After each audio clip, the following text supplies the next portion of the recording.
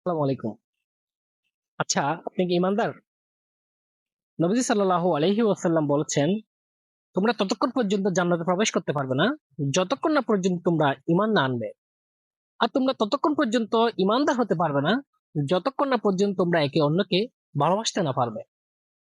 নবীজি সাল্লাল্লাহু আলাইহি ওয়াসাল্লাম বললেন, আমি কি তোমাদেরকে এমন একটি পন্থা বলে দেব যাতে তোমরা একে অপরকে ভালোবাসতে পারবে?